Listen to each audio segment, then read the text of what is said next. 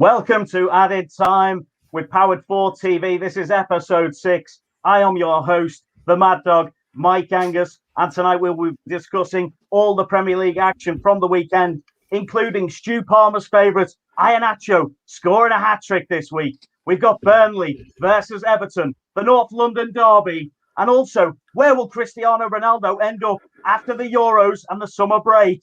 Come on, gang, let's be having ya!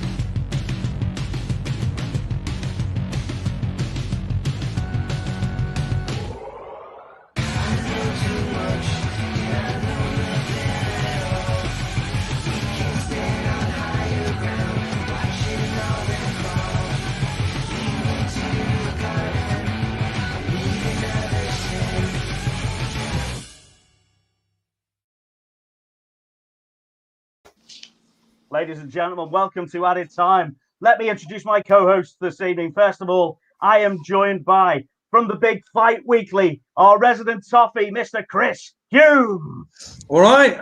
Here he is. Good to see you, Chris. And also, up in the top corner there, we've got Powered 4's own Tottenham Hotspur fan and expert, Mr. John Scott. See how it's frozen? And also, we've got the Fox in the box, Leicester City aficionado, Steve Watkins, joining us this evening. How are you, Steve? I am very, very good, thank you. Very good. Excellent. We will also be joined this evening by Sonny G, who is watching, as it starts very shortly, the Man United versus West Ham game. We will have live score reports and a half-time review from Sonny. So, we've got a lot of topics to cover this evening, guys. So first of all, I'm going to head straight over to John Scott. We lost you for a second then, John, but how are you today? And how did you enjoy the North London derby, my friend?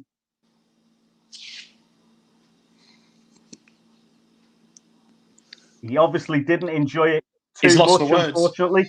He's absolutely gutted by the looks of things. He's gone. That's it. We've lost John. We've lost John for the time being. So let's just chat about his match, guys. What did you think of the Arsenal versus Tottenham match this afternoon? I'll start by just saying, what a cracking goal by Lamela. That was absolute peach. You don't get to see them that often, do you? And right through the guy's legs and in the bottom corner as well. So cracking goal. Oh, it looks like we've had John return there. How are you, John? Okay? Yeah, I'm not bad, mate. I'm not bad considering I've just literally had a kebab. I feel a little bit better. Not too much better, but better. That was a dreadful game, and we deserved to lose. I can't really, can't really defend it. It was a nightmare. It's like playing the whole game as if we were in the last minute of a game for 90 minutes. So that's what you get. It was a nightmare. They devastated for you. It was obviously Son picked up a bit of a knock as well by the looks of things. Yeah, very early on as well. That don't look too good going forward. A little bit concerning there because he came straight off. He knew exactly what it was. They didn't muck about and he walked off, but it doesn't look good for him. And I don't think Harry Kane was totally fit, if I'm honest. He looks like he was a bit timid today. But yeah, it was... look, when I'm wrong. And I thought we were going to get a draw in this at least. I thought Jose was going to get his way, play save game mode on Football Manager style, get in, get out kind of thing. But it was terrible to watch. In the meantime, I had Simon Miller messaging me backwards and forth. He's a big Arsenal. It was mate. I tell you what, it was a disaster. I had all the gooners coming out of nowhere when that second one in, mate. I tell you, then you start to realise how many of your mates are Arsenal fans. It was a nightmare. So yeah, it was. To be honest with you, I thought it was quite flat in a lot of areas. They controlled the whole game. If they hadn't have come out, if we'd have got a draw, they would have been devastated. One big talking point, of course, was more before the game about Aubameyang and whatever he got up to, and they benched him. I can't quite work out what it was. Obviously, it wasn't as serious enough to take him out the squad, but yet he's sitting on the bench. So it was a bit of a strange thing. But in the end, of course, it works out. Arteta will be coming out of this with roses, because it was like that last sub he made, and then they pan-zoomed to Aubameyang just sitting there in the stands. It was like a perfect thing. So, I wonder where that will go afterwards. But yeah, I was very, very disappointed, but can't say I wasn't expecting it either. Yeah, I think the explanation they said on the TV was that he'd shown up late to the ground, was it? Did I hear? And you did have a few chances, though, towards the end there, John. There were a few opportunities. Kane had a goal disallowed, didn't he? And also there was the another chance right near the end. I also thought the penalty was a little bit harsh, to be honest with you, because the ball had already gone away from the guy, hadn't it? And then that foul came in, and they gave the penalty for that. What was your take on that? I weren't really too. I think it was a penalty. If I'm honest, I wasn't too sort of on my edge of the seat, like thinking what would I give. I kind of knew straight away. Just the way Sanchez reacted gave it away a little bit. But Lamela in the end getting sent off, mate. As soon as he comes on, that bloke, it doesn't matter if it's an Arsenal game. He plays like that every single game, like as if. Again, it's like extra time of a World Cup finals or something. He's coming on to prove something. It's absolutely crazy. It was a spectacular goal. That's about the only thing he gets from this game. But of course, he'll be more remembered for this sending off now, I should imagine, because it just. But as you say, once we went down to 10 men, Jose just said, "You know what, just play," and that's the only time in the game where we had any chance, because for some reason Arsenal just sat back. I wasn't too sure why, but they let us. They just invited pressure. Harry Kane, very close at the end with a free kick. But like I say, overall, mate, they could have got 5 today if they'd have taken their chances better. So we might have got away a bit lucky, to be honest with you. 2-1. I think given what I saw, I'm kind of it's not great, but I'll take that over a crazy 5 or 6. And where do Jose and Tottenham go from this, John? What have you got coming up next? Oh well, I don't want to think about. The thing is, the league is so inconsistent. So who knows? I still don't write us off, but I think everybody's putting all their eggs in one basket with this bloody League Cup final. I tell you, I don't have their confidence that he's coming out of this one winning that either. To be honest with you, on what I saw today. He's going to have to start playing Dele Alli a little bit more now, I think, if Son's going to be out as well. So it's I don't know, he either focuses on the Europa and tries to get in it that way. I think Spurs fans, to be honest with you, in general, just want a trophy. And we don't kind of care if we win it by messy football that I'm seeing at the minute. But it's just pick up and go again. That's all it'll be. Can't imagine anything more than that. But like I say, I think everyone's thinking that this cup finals is like a given, but it's not. Oh well, we wish you all the luck in the world with that one, John. Thanks so much for joining us this evening, and we'll catch up with you again, I'm assuming, next week, my friend. Yes, I'll be back next week. Just before I go, I want to give a shout out to your guest today's absolute legend. Dean AS there, I know he's waiting in the changing rooms. Absolute legend. I grew up on him, listening to him in the FWA and whatnot on 1PW. So very jealous. So say hello from me. But yes, until then, I'll be back next week. Have a good one, lads. I'll go away and put my head in a bucket of ice water. Thanks so much for joining us, John. Cheers. And as John mentioned there, we are going to be joined at this time by a very special guest. He is the Twisted Genius, Dean AS. Good evening, everyone. Thank you for having me on. Evening, Dean. It's absolutely wonderful to see you. For the guys who may not know Dean, obviously you should, but he's a very well respected manager in the world of professional wrestling. Also, commentator from numerous promotions all around the UK. As John mentioned there, he's grown up on your commentary and wrestling work. I saw you back at 1PW back in the day, and an absolute legend in the business. Now doing some great stuff for Hooked on Wrestling, obviously doing the quiz there. But Dean, you've been a long-suffering fan of the Tractor Boys, Ipswich Town, so we'll just get that out there right from the start. And I believe you were living on the South Coast, is that correct? Yes, although I'm an Ipswich fan, I kind of chose them at random but in the early 80s when I was a little kid. But I live just a few miles west of Brighton, which is where I've been most of my life, yes. Wonderful. Well, we'll just cover very briefly. There was a great South Coast derby today, which was on the BBC at lunchtime today, which was Brighton and Hove Albion taking on Southampton.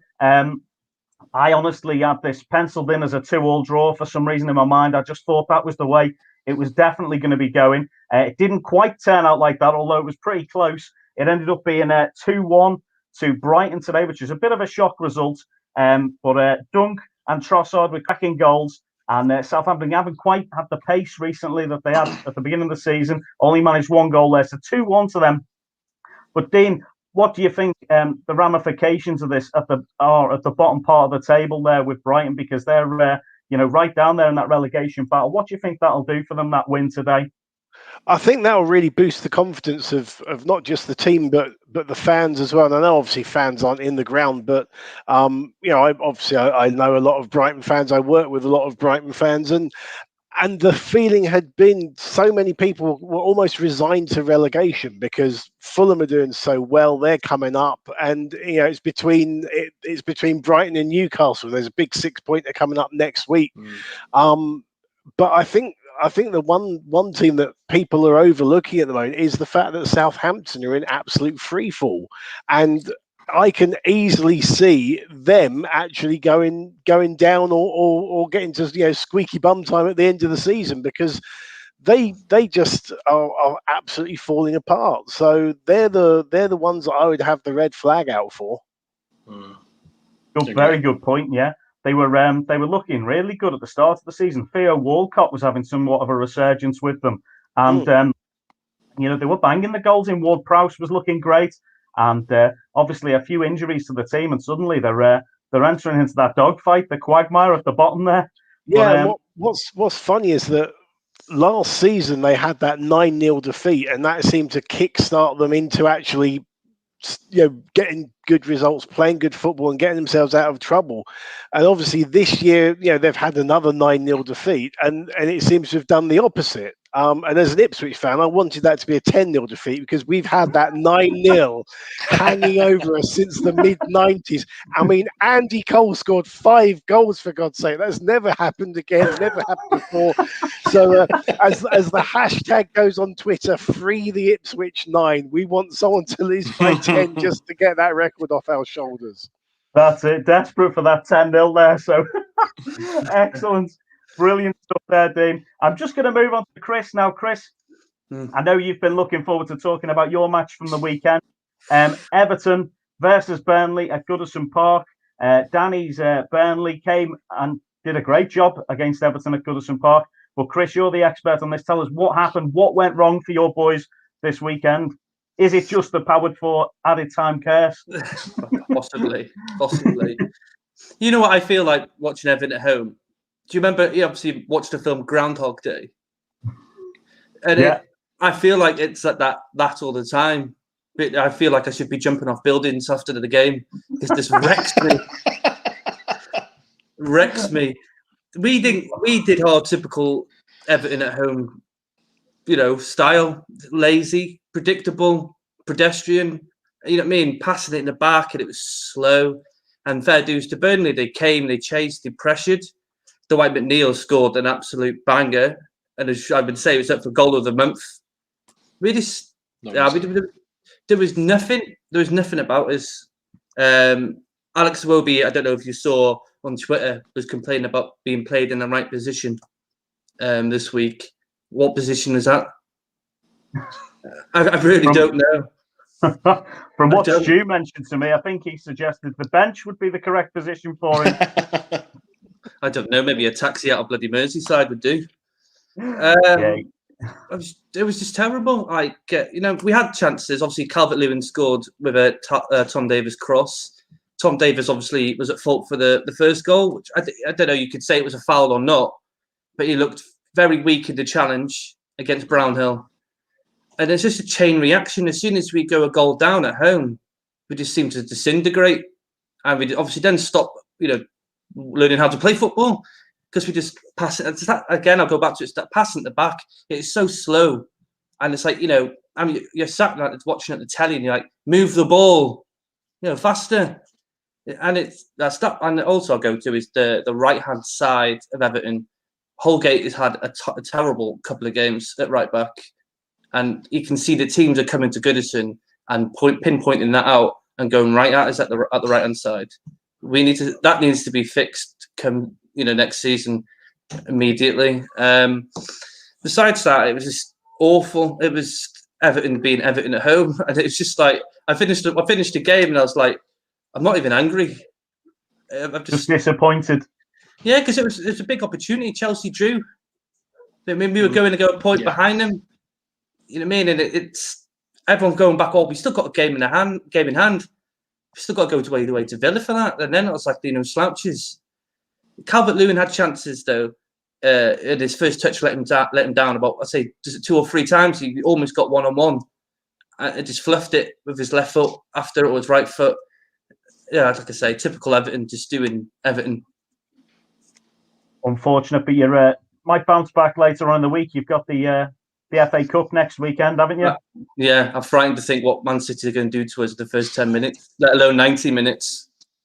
A lot of my friends who are Everton fans have said, Carlo, give him 2 or 3 seasons and he'll have a well-beaten team. But I think he had a great start to the season, but it's just been it has been unfortunate how you've slipped away, unfortunately. But let's go over to Steve, because his team did have a good result this weekend. They were playing bottom of the table Sheffield United, who are having woeful form this season, unfortunately.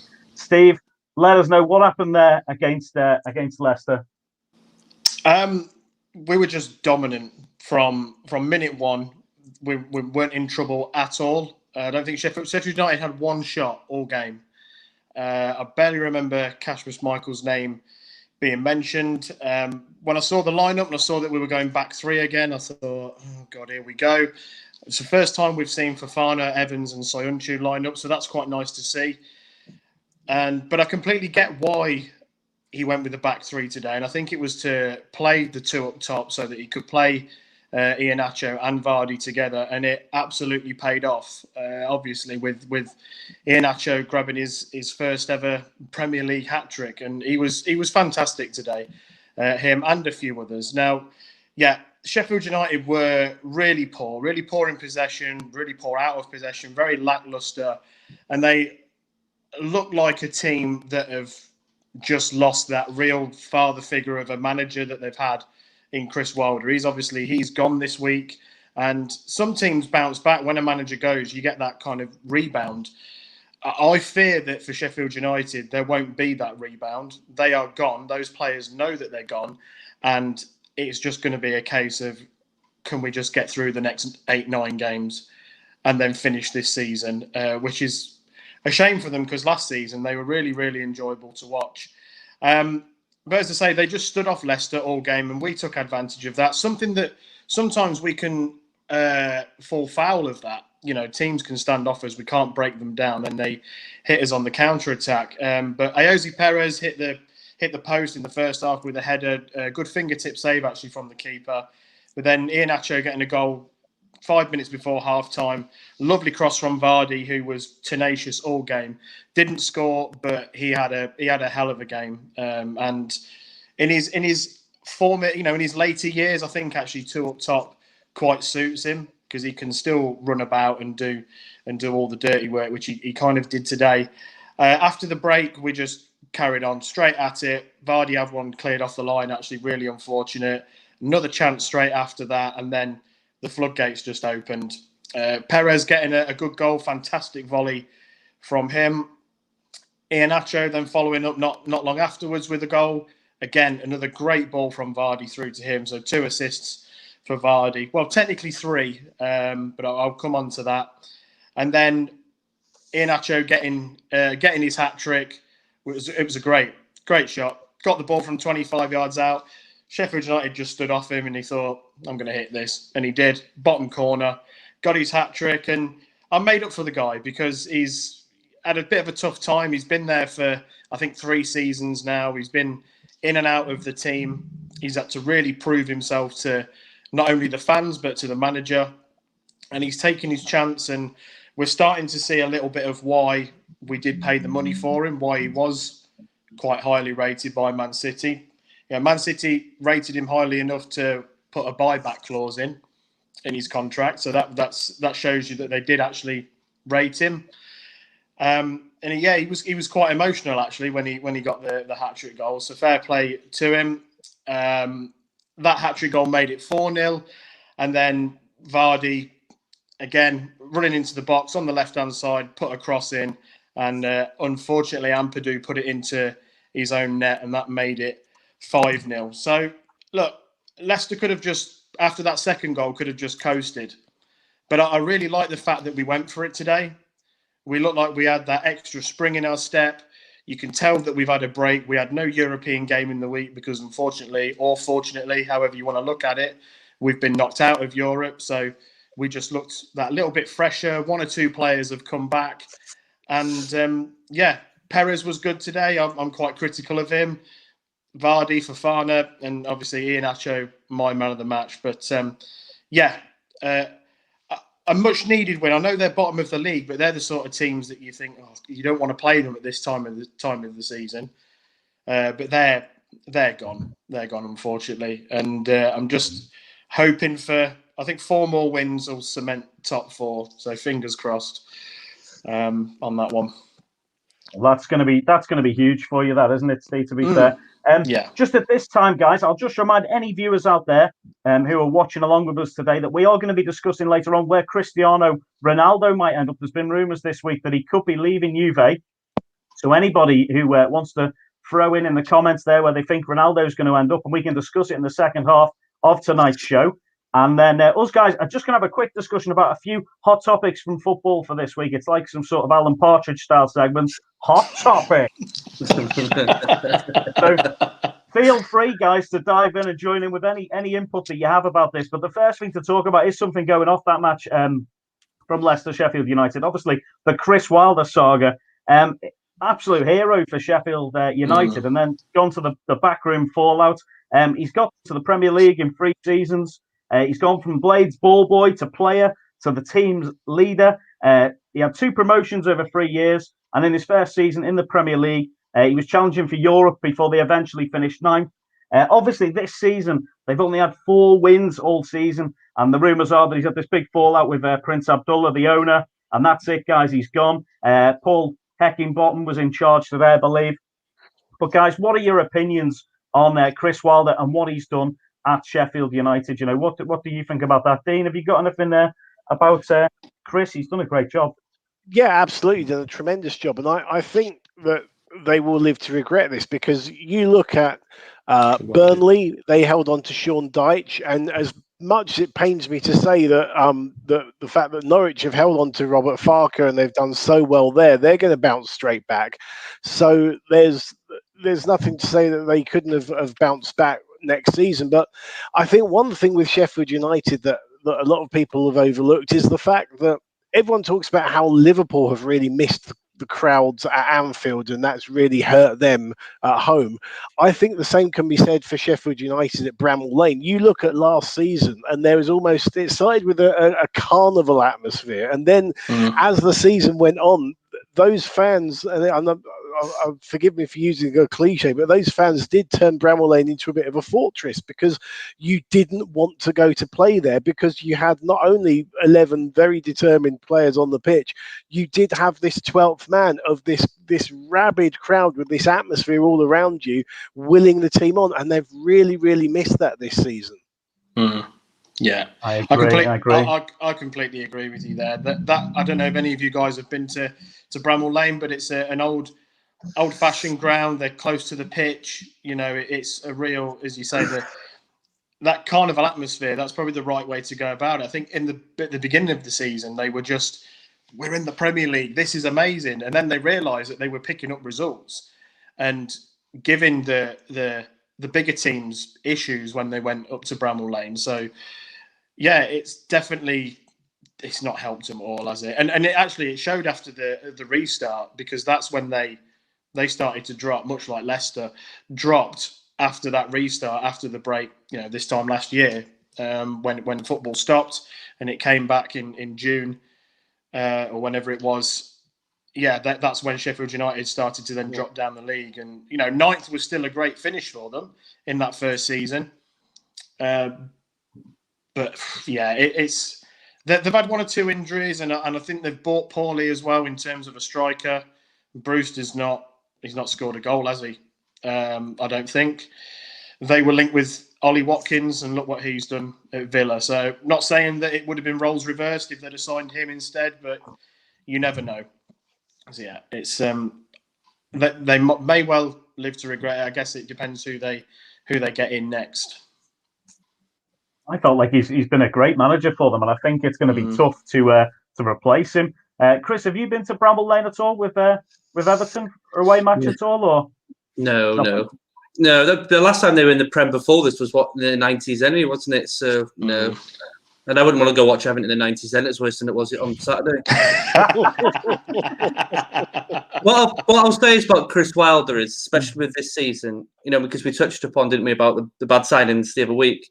They haven't been tonked by a team this season, other than obviously Leicester today.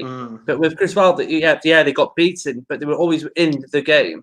Yeah. You know what I mean? They lost most of it 1-0 at Bramall Lane, didn't they? Yeah, and they were. Yeah. They're always in the game. He's a good manager. And I got listening to people on Twitter, they think Roy Hodgson's going at Palace at the end of the season. So I think that's a good shout for maybe to him to, you know, jump straight back in. And you do well there. Yeah.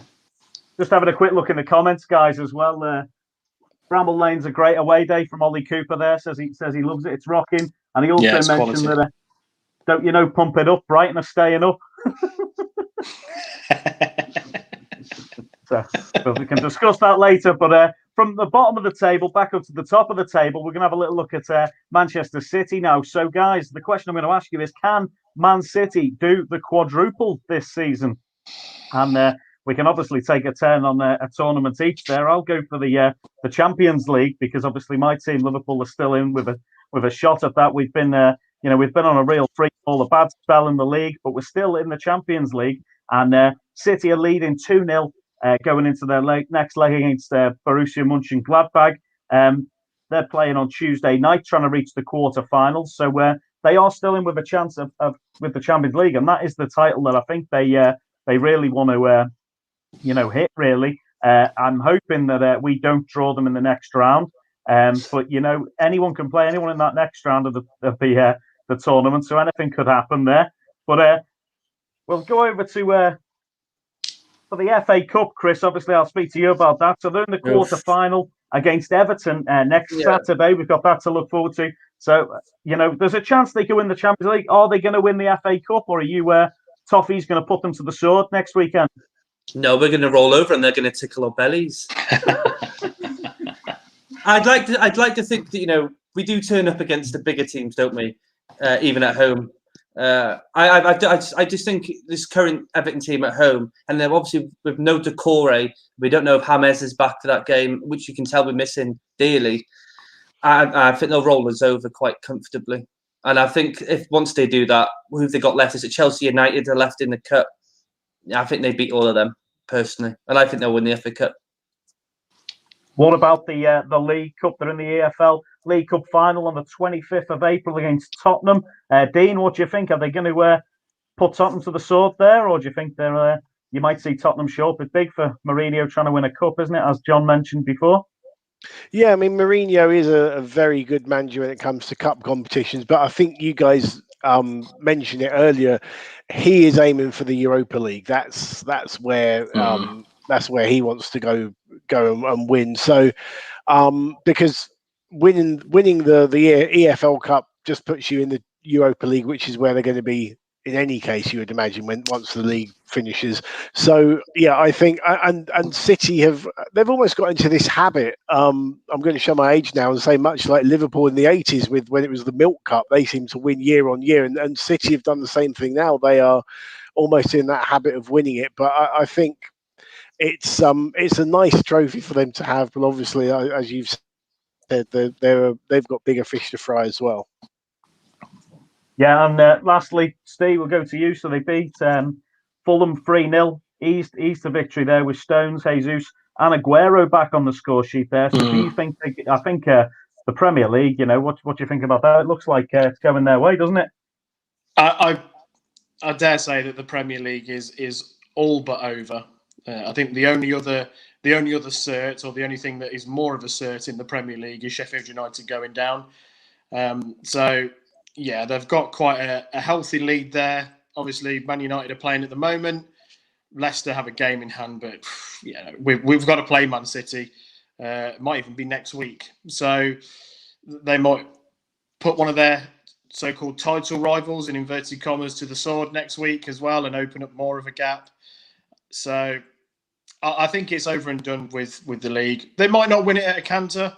If they want to concentrate and win the Champions League, something potentially will have to give, and they might drop a few points in the league. And I'm not going to say they'll limp over the line, but I don't think it'll be 10, 12 points as it currently is, or it's even more than that. But yeah, I think the league, they will win. FA Cup, I'm not so sure. League Cup, I think they will win that. Champions League, that's the big one for them. But they always seem to, the occasion always seems to get the better of them. And Bayern Munich are still in that tournament, and they're Scary. They're a very special team. So we shall see on that one. But 2 trophies at least. Yeah. The funny thing with the Premier League was that it just seemed to me that I was looking at it at one point, probably before Christmas time, I think maybe, where it seemed to be, I was thinking this is a really good season because we've got about 5 or 6 teams all in close contention. Whereas, the last few years we've had absolute runaway winners, or when, Man City and Liverpool were the 2 runaways. And I think Man City were like 5th or 6th. And it felt like I looked away from the table for a couple of weeks. And the next thing I know, Man City are miles away from everyone else. And I'm thinking, how the hell did that happen? They were 9th at one point. They were 9th. And they just, and then went 21 unbeaten or whatever it was. That's right. I think that might have been all competitions. But in the league, it was certainly just went unbeaten and, then top of the league, They had a really poor start to the season, didn't they? So you can't be too scared of having City next anyway. Leicester always seems to scare Man City, and you always seem to be their bogey team. That's true. Yeah. Not at home.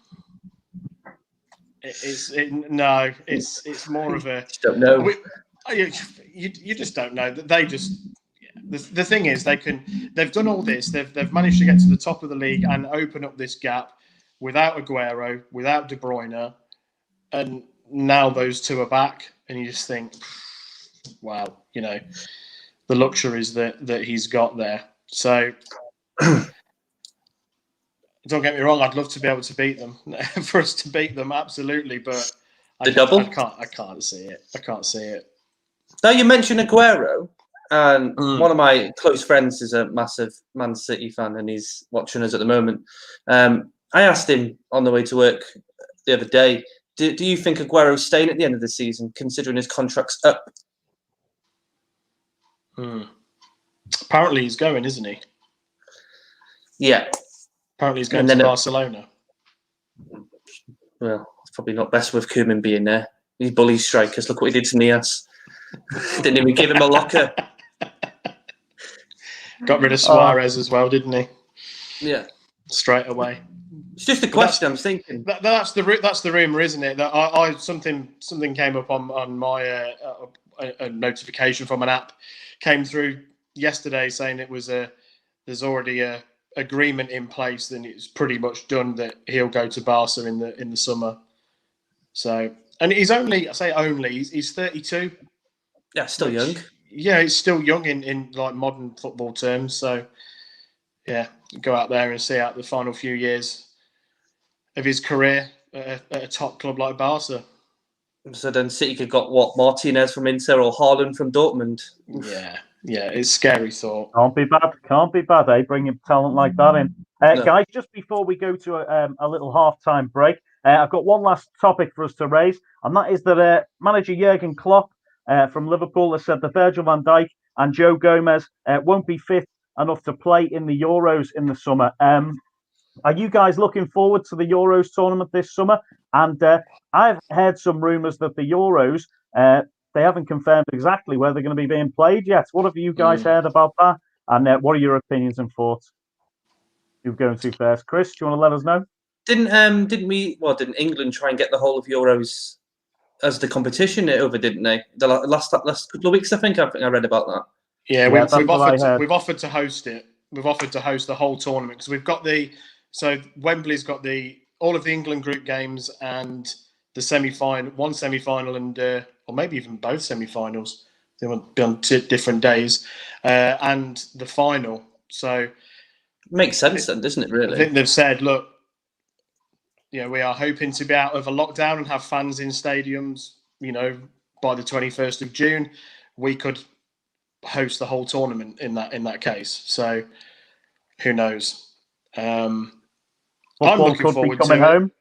Well, I always look forward to it. Well, in the build-up to a tournament, I always go, I'm not getting excited. And then the day before the first England game, I'm playing three lines as loud as I can. And, it's coming home. It's coming home. And then we'll get Germany in the quarterfinals and lose on penalties. And, remind us We've of eradicated the penalties now, though. We've eradicated it. We beat Colombia on penalties. We've eradicated that now. Not James, against I was always the opposite of you. I would not get excited because I was a pessimist, probably from years of being an Ipswich fan. I was a pessimist thinking nothing's going to happen. And then the last World Cup, which I went into thinking Southgate's no good, we're not going to do anything. And as you say, we exercised all these demons and 2 years later, 3 years later, we've got a more experienced squad, and you start to dare to dream, don't you? Yeah. I mean, we are, for some reason, we are favourites. I still think, France have got an unbelievable squad. France could have got three teams, basically, and they could probably all beat England. But we've got some players. We really have got the depth of talent, especially in midfield. It's Southgate's got quite a hard job, and someone's going to miss out, unfortunately. It's a shame for Gomez because he was looking good, and he looks like him and Maguire were kind of the preferred choice for England as centre back. But I think now the emergence of John Stones this season, it has to be him. He has to be in that back four. So yeah, shame about Gomez, but adequate cover, I think, with John Stones with the way he's playing. He's looked a lot better this season. There's been seasons where I've looked back and thought he's a bit shaky, but he's looked solid for City this season. I'll just run through our fixtures we've got for that, guys. So on the 13th of June, I think personally we've got quite a tough group, really. I think if we do well in our group, then we will be looking decent because we've got Croatia on the 13th of June. 18th of June, we've got Scotland. And then on the 22nd of June, we play the Czech Republic. So, not an easy group, really. It's teams that we can, I hate to say it, but it seems we could slip up against, really. But, you'd think that we were the strongest team in that group. But what are your opinions on that, guys? And would you, if you're able to, would you get yourselves to one of the games and go and watch live, go and watch England live? I would, yeah, absolutely. I've missed football too much. Just get me to a game. Just to experience the Euro Championships would be a good one, wouldn't it? Yeah, definitely. Have any of you been to see England before? Like I've been to a couple of matches. I saw England play Paraguay at Anfield. That was quite a while back. But the whole of the '66 World Cup winning team were there that night, so that was pretty special. Oh, wow. And that was a great one to get to meet some of those guys. And I also been seeing England versus Denmark, England versus Japan. So they were both at the Etihad. Actually, one of them might have been at Old Trafford. But yeah, I've been to seeing England a few times. But I think it'd be great to see us have another good tournament for sure. Yeah. I went to one of the Old Trafford games when England went on the road. I actually think they should have carried on doing that. I'm not sure you need a national stadium, but that might be for another day. And I did go to a qualifying game at Wembley. It was the first time I saw a game at Wembley. It was for Sonny's 30th birthday, actually, so a few years ago now. And we went down to London for a night out and watched England before we headed out. So yeah, I've been to a couple of games, but I've not been since Southgate's been in charge.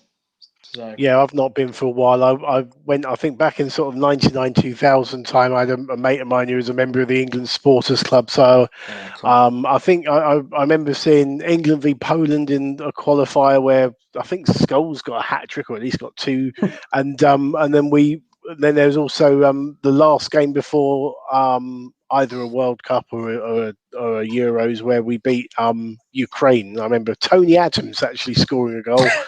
And I think the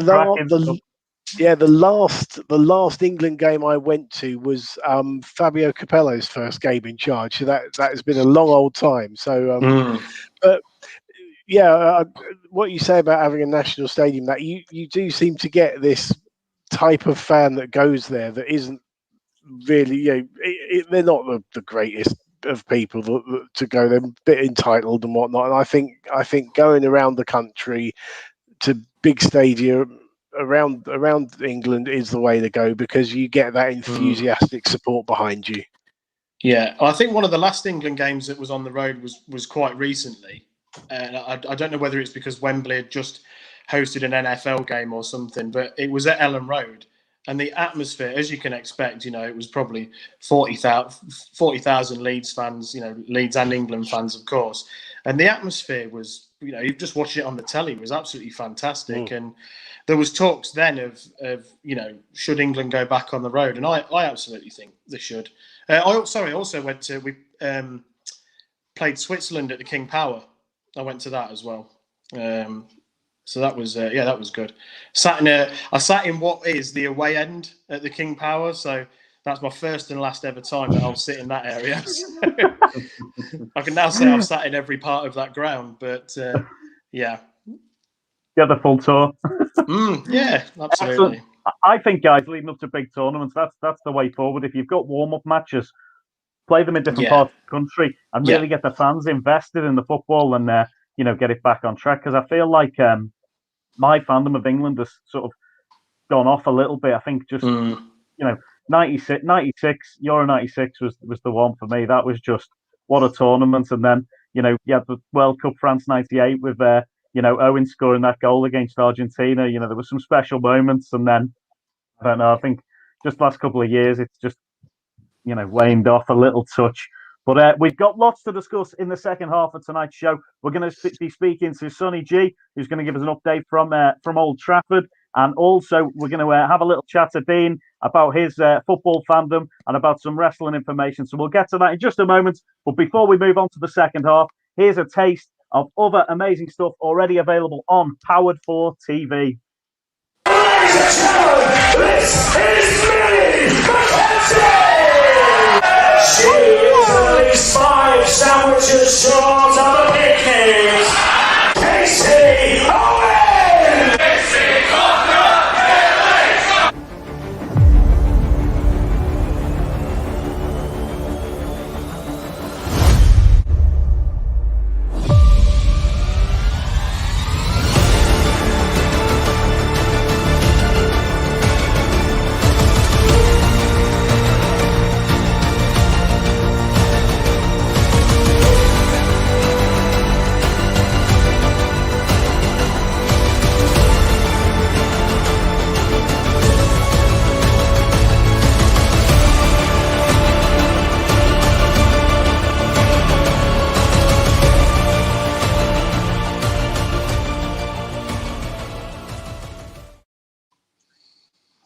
Okay, guys, excellent.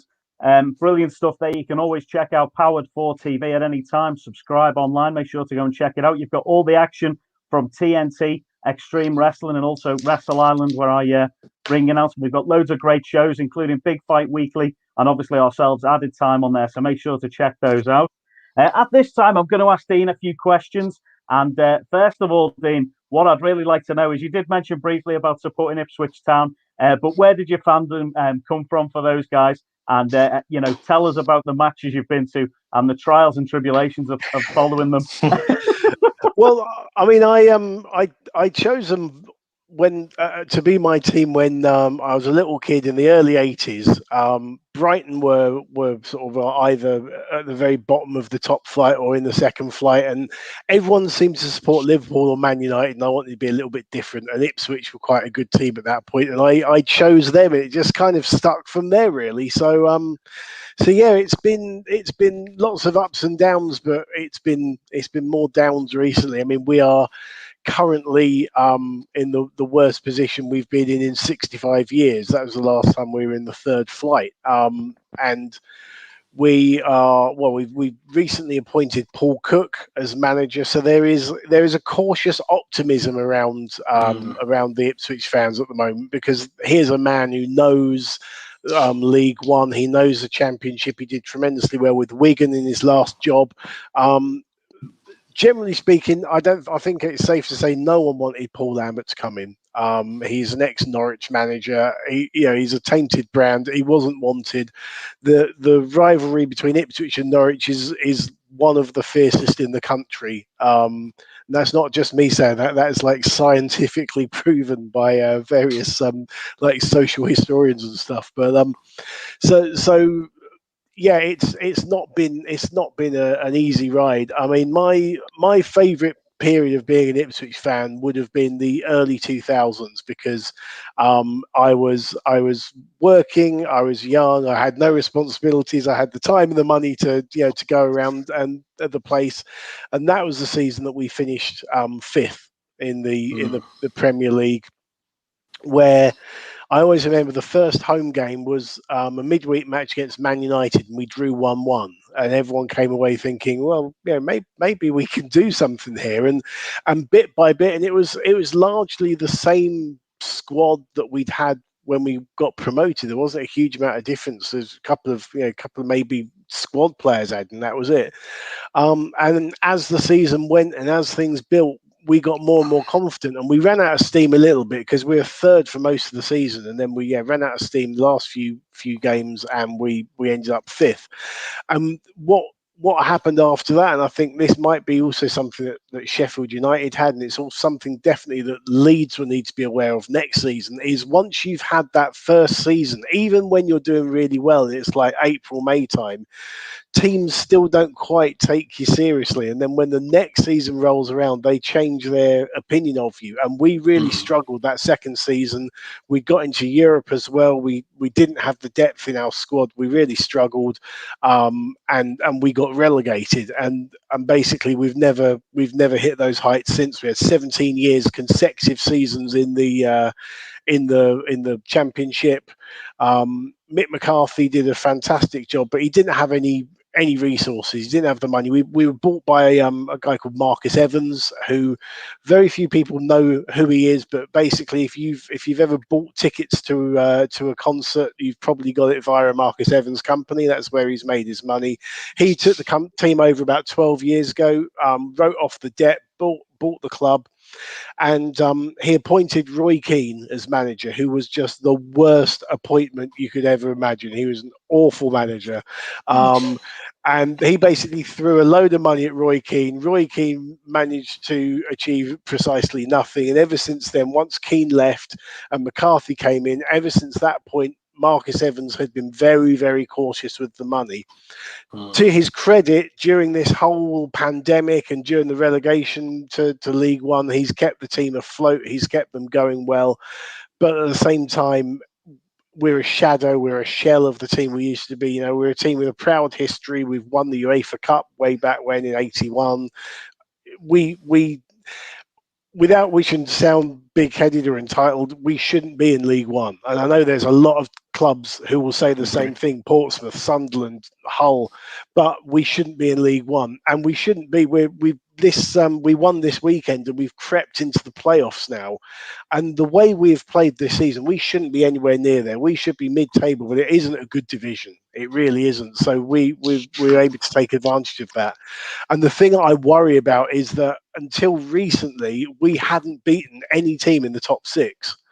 We have now done that. We've beaten Hull, and we beat. I'm trying to think who else we beat. We lost to Sunderland, and we beat another one of the teams. We drew with Lincoln just recently. But we're getting to that point now where hopefully we can build up some results, because it's all about play. If you want to win the playoffs, it's all about the form team winning it. It doesn't matter if you finish third or sixth. You've got to be the form team.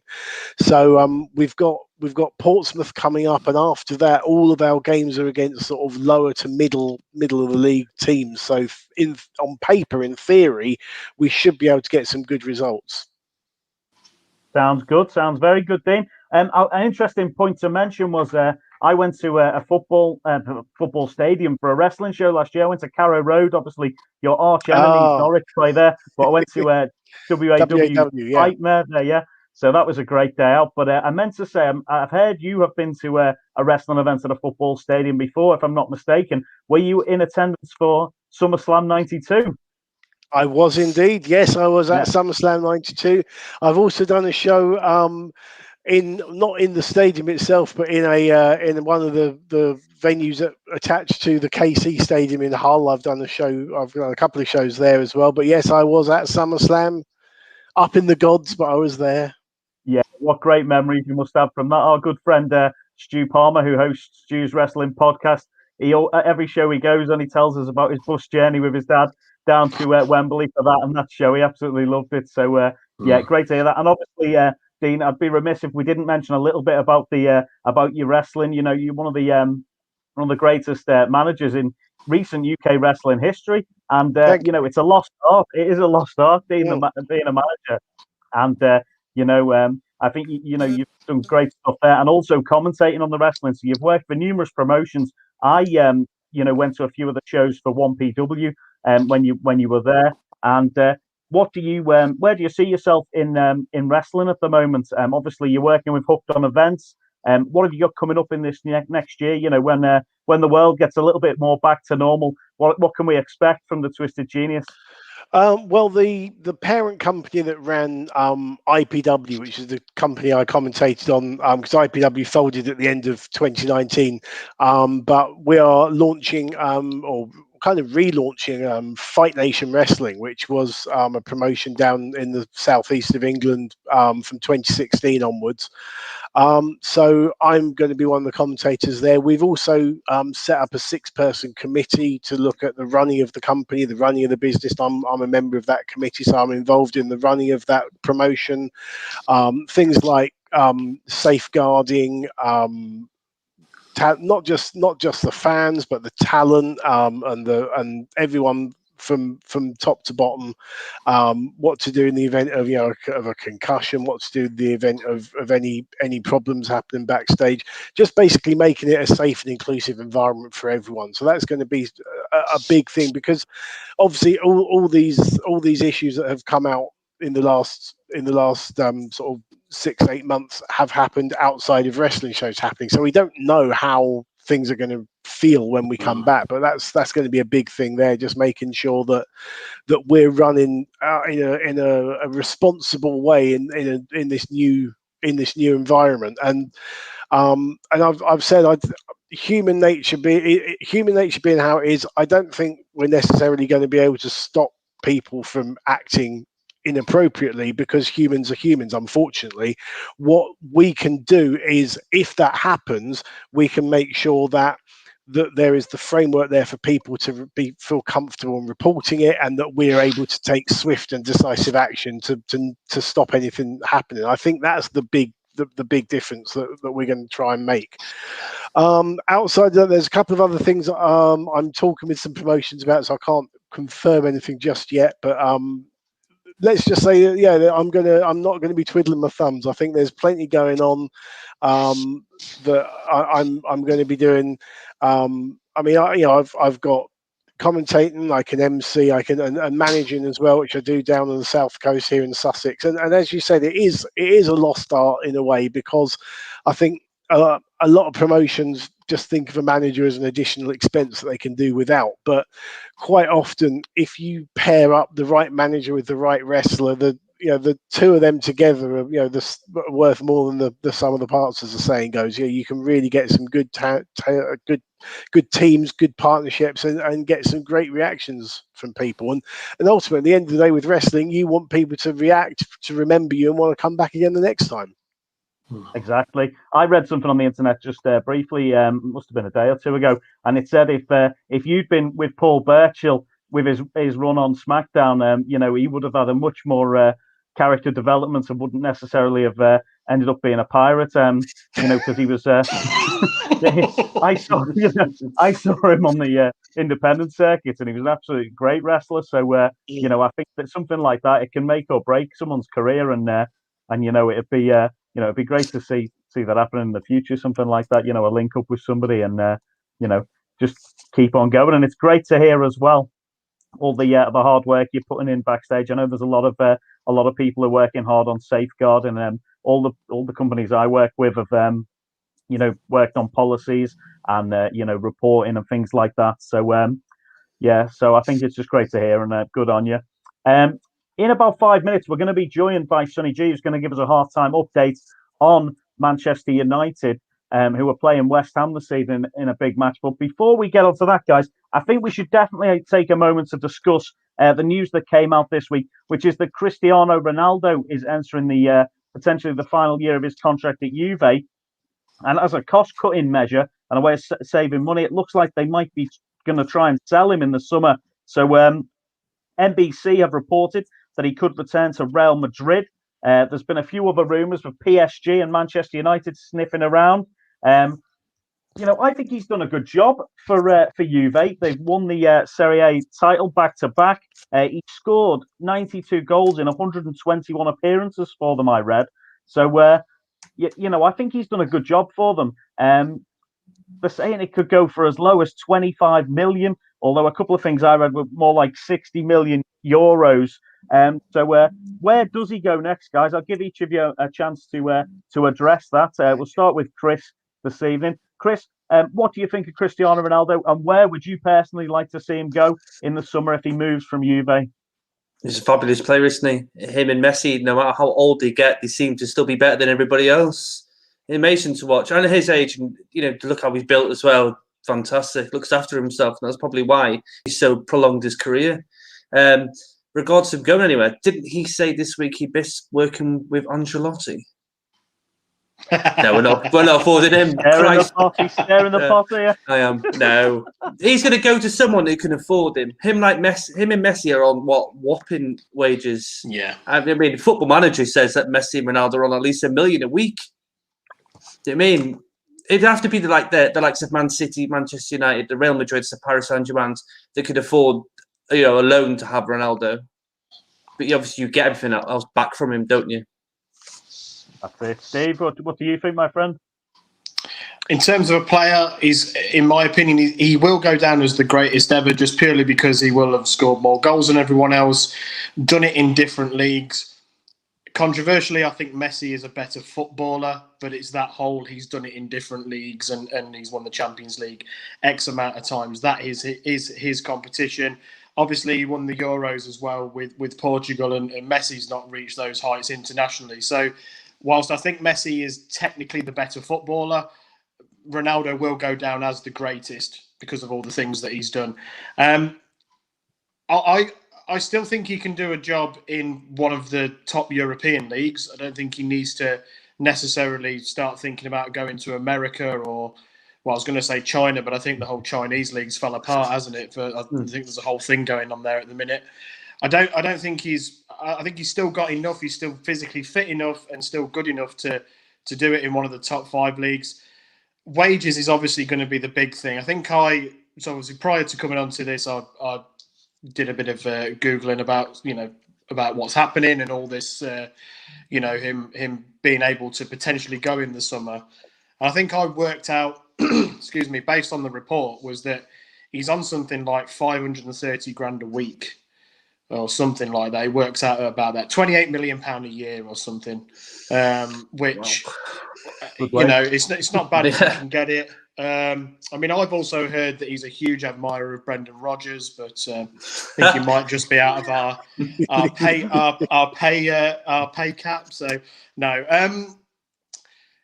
PSG are probably the only ones that can really, really afford that money, especially if, and this is where we could get a bit of a domino effect. There's talk of Mbappe maybe going in the summer. There was talk of Liverpool, but if you miss out on Champions League, I'm not sure Mbappe is going to be up for that. Mbappe could go to Real Madrid, so if that happens, Real Madrid aren't going to buy Mbappe and Ronaldo. You wouldn't have thought. Manchester United is always a possibility, but I think Ollie wants to try and build a young squad there, a young team. And I know he's brought Cavani in, but that looks like that's going to end at the end of this season. So I think he's looking more towards building a squad rather than having like a Ronaldo that's will obviously still do a job in the Premier League, but effectively a shirt seller. So PSG, I think, is probably his next destination. He can then tick that off, another league that he's won in another country, and cement that sort of greatest ever trope that I'm sure he desperately wants. But as you said, Chris, physically fit still. I mean, he's a year older than me, and it's quite depressing, really, when you see him. Get your six-pack out, come on. It's more like that sort of show. It's more like a keg. I don't know about a six-pack. It's definitely a keg.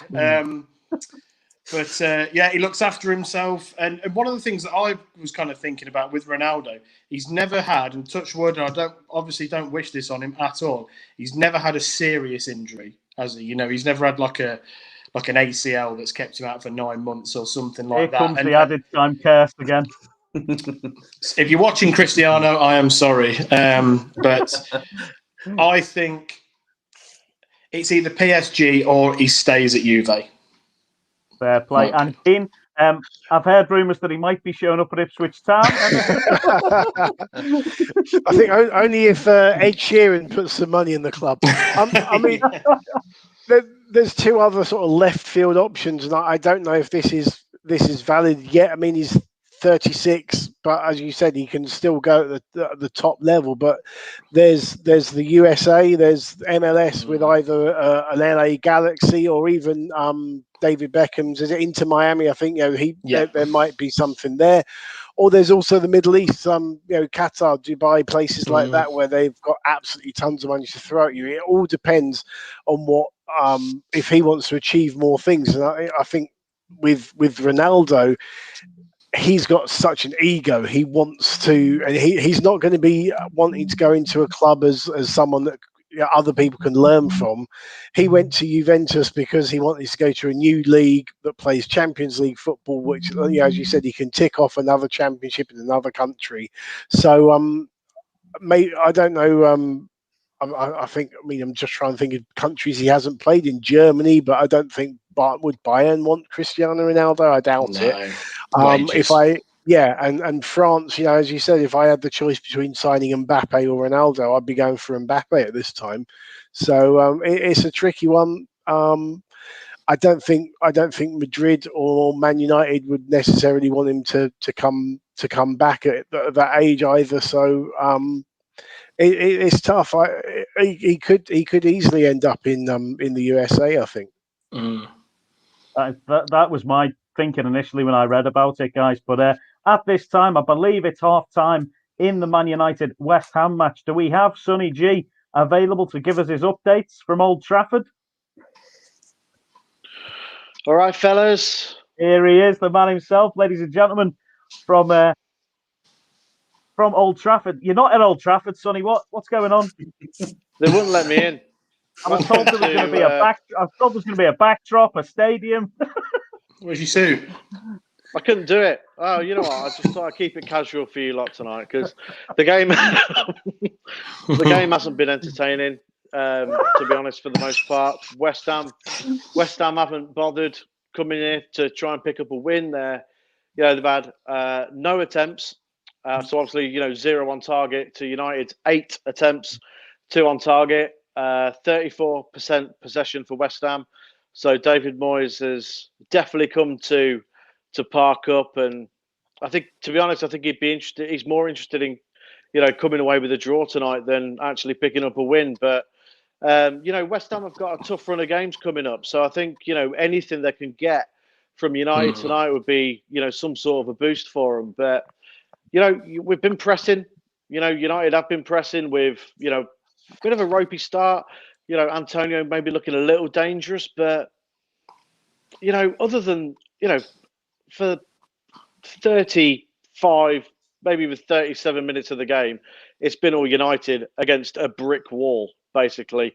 Rashford missed a very good chance. Great cross from Mason Greenwood to the back stick, but Rashford, instead of getting his head on it, let it just sail past his air instead. Good chance for Greenwood as well. Great bit of play, real quick from United's own half. Pass into Bruno, who knocked it into Greenwood, cut inside, shot with his left, and Fabianski tips it onto the post. And that was probably the best chance of the half. But we've played well. But West Ham, they've not come here to win. Which, now that I've said that, West Ham are going to win 1-0, 100%. But yeah, they've not. They haven't come here. He's set them up to defend. They showed like an average positions map during the game, and there was, I think it was sort of like one player in the United half for West Ham. Okay, Sonny. Well, thanks so much for joining us and giving us that update. What's your final prediction then? What your honest prediction? What do you think is going to happen in the second half? To be honest, it's got 0-0 written all over it, because I can't see United getting through, because they've just put up a brick wall, and we're going to have to play very quick. And what we're going to have to hope is that West Ham try and come at us in the second half, because if they do, I think we've got enough on the counter, enough speed to put them away. But it's whether Moyes, has got the cojones to go all out in the second half, and I don't think he has. So 0-0, I'm going to go for here. Okay, buddy. Well, thanks so much for joining us. Good to see you, and we'll catch up very soon. All right. Yes, lads. I'll be back next week. Enjoyed the show so far. Later, guys. Thanks for being with us, mate. Cheers. Okay, guys. So just before we give our predictions for next week's matches, I was just going to say we've got Liverpool take on Wolves tomorrow night, so that should be quite an interesting matchup. And just while we've got a moment, if we could all spare a thought for the Salford City FC, who won the Papa John's EFL Cup yesterday for Gary Neville's team, and then lost today. held it for one day, didn't they? So as last year's tournament was, the cup final was being played yesterday, and then they played today. Sunderland obviously won today against Tranmere Rovers, my local team. So unlucky from Tranmere there. We will be joined by one of the guys off the board from Tranmere Rovers next week as a special guest. So have a look into that this week, and you can have your questions ready for next week. And let's just have a little peek what we've got coming up for next week's fixtures. So there's only a couple, because it's FA Cup week. So these are the matches that we've got to predict this week. So we'll take turns of predicting them. So I'll go last. So Chris, Fulham versus Leeds. What's your prediction, my friend? Going 2-1 Fulham. 2-1 Fulham. And Steve? I'm going to go for 2-1 to Leeds. Excellent. Dean, what do you think? We'll put you in as one of the guests on the... we have like a group online where you can see the prediction tables and stuff. So we'll put you into that as guest for this week. So you're representing the wrestling world. Okay, well, I mean, Leeds blow hot and cold, and Fulham are on a bit of a roll at the moment. They need the points more. So I'm going to go 1-0 Fulham. Excellent. And I am going to go for 1-1. I think both teams will get a goal there, definitely. So I'm going to predict 1-1 for that one. Next match is Brighton versus Newcastle. Chris? I've gotten 1-1. 1-1. Steve? 2-0 to Brighton. Excellent. And Dean?